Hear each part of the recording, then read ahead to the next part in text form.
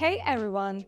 Did you know you can earn passive income by renting out your digital assets? It's one of the coolest ways to make your crypto and NFTs work for you, and it's surprisingly easy to get started. First, let's talk about NFTs. If you own NFTs with value, like virtual land, in games or rare digital collectibles, platforms like ReNFT and Uniland allow you to rent them out to other users. This means you can earn rental income without actually selling your NFT.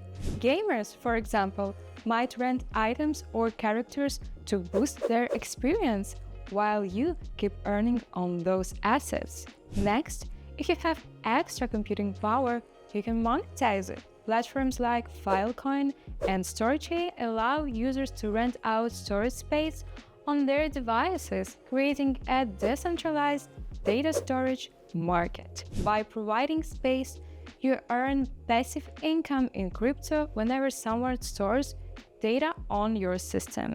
And let's not forget staking as a rental opportunity. By staking crypto, you essentially lend it to help validate transactions on the blockchain, and you're rewarded in return. Platforms like Aave and Compound are ideal for this kind of passive income, as you can lend out your crypto while keeping ownership.